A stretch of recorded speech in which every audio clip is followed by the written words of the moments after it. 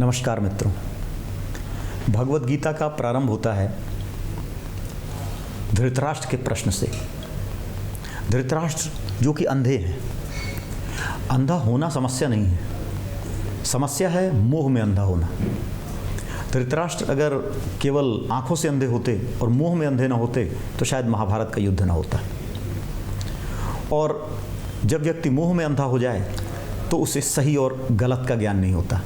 अगर व्यक्ति के पास केवल आंखें न हो तो केवल रंग का ज्ञान उसे नहीं होता।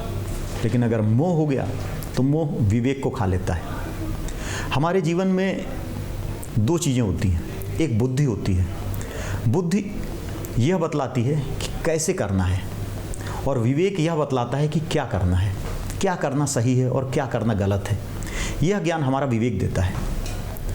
लेकिन अगर मोह आ गया तो हमारा विवेक शांत हो जाता है। वो ये नहीं बतलाता कि क्या सही है क्या गलत है। अगर वो कहने की भी कोशिश करे तो मोह उसे दबा देता है। यही हुआ धृतराष्ट्र के साथ।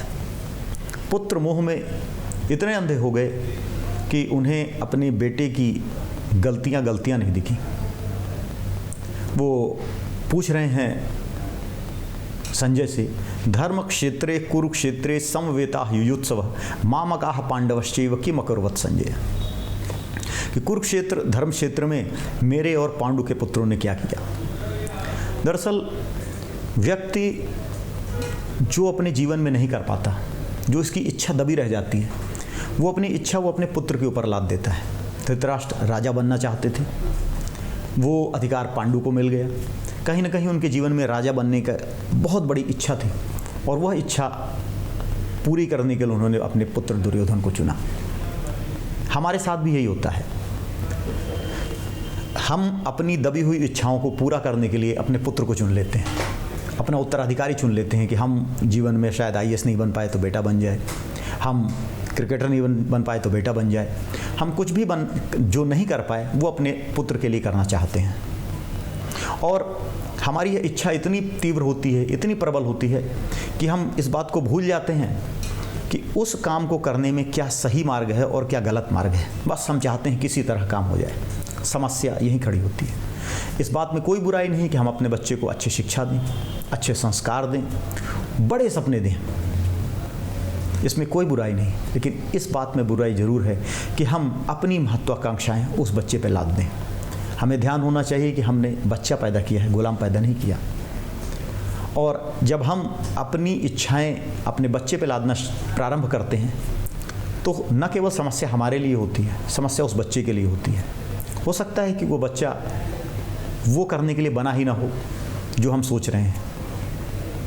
अगर एक माँ बाप बच्चे को फुटबॉलर बनाना चाहते हैं, बाप फुटबॉलर बनाना चाहे, हो सकता है बच्चा फुटबॉल खेलने के लिए बना ही ना हो, वो कविता के लिए बना हो, लेकिन उसको फुटबॉल में लगा दिया गया, उसको उस काम में लगा दिया गया।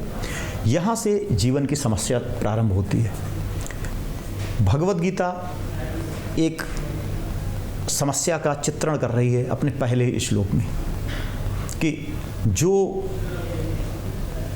गलत कर दिया गया है उसको रोकना होगा। आज अगर आप अपने जीवन में अपने बच्चों से अपनी इच्छाओं को पूरा करवा रहे हैं तो उस पर विचार करना है, उसको रोकना है, और आपको एसेस करना है। न्यूट्रल एक असेसमेंट होना चाहिए कि हमारा बच्चा वो काम कर सकता है या हमारा बच्चा वो काम नहीं कर सकता।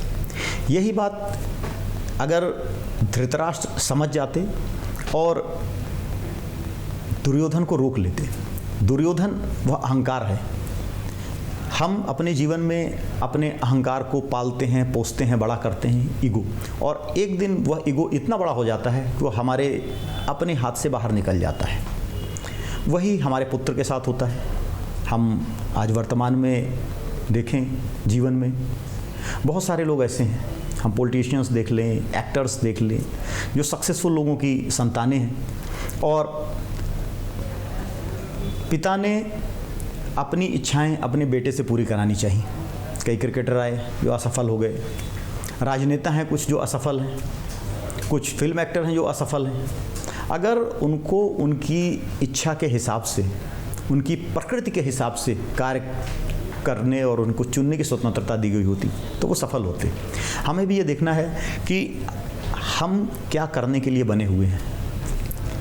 पुत्र को ही देखना है कि उसकी अपनी इच्छा क्या है, उसको समझना पड़ेगा कि उसके जीवन का उद्देश्य क्या है, वो क्यों पैदा हुआ है, वो क्या करने के लिए बना है, किस चीज़ से उसको खुशी मिलती है। वो उस चीज़ को ना करे, उसी चीज़ को करे जिसके लिए वो पैदा हुआ है, ना कि अपनी पिता की मोह में पड़कर अपनी पिता की इच्छा को पूरा करने का प्रयास करे। अगर वो ऐसा करेगा तो खुद तो दुखी रहेगा ही, क्योंकि अगर एक व्यक्ति मैथ्स पढ़ने के लिए नहीं बना, कविता के लिए बना है, वो कितना ही मैथ्स पढ़ ले वो सफल हो जाएगा, वो खुद भी दुखी रहेगा और अपने पिता को भी दुखी करेगा। तो भगवद गीता का जो पहला श्लोक है जिसमें पूछ रहे हैं धृतराष्ट्र कि युद्ध क्षेत्र और कुरुक्षेत्र में क्या किया, ये बड़ा इंपॉर्टेंट है, क्योंकि जो मोह से ग्रस्त पिता है उसको पता है कि मेरा पुत्र उसके लिए नहीं बना है, और बड़ा उसको जानना जरूरी है। बड़ी उत्सुकता है कि भाई जो मैंने पुत्र को सिखाया है, पढ़ाया है, बताया है, जो उसके मैंने ईगो को पोषण दिया है, उसकी क्या पोजीशन है, उसने क्या किया, वो युद्ध हार रहा है, जीत रहा है, वहाँ क्या हो रहा है, मुझे बतलाओ। ये हमारे साथ होता है, जहाँ हमारी वासनाएं जुड़ जाती हैं, जहाँ हमारी इच्छाएं जुड़ जाती हैं, वहाँ हम ज़रूरत से ज़्यादा उतारू हो जाते हैं। हमें कितने ही अजीज कोई क्यों ना हो, हमें एक न्यूट्रलिटी मेंटेन करनी चाहिए, हमें एक निष्कामता मेंटेन करनी चाहिए। हमारा पुत्र ही क्यों ना हो, हमें हर व्यक्ति के लिए जीवन में न्यूट्रल होना चाहिए, तभी हम अच्छे गुण उसको दे सकते हैं। अच्छे गुण तभी दिए जा सकते हैं जब आप उसको अपने जीवन में उतारो।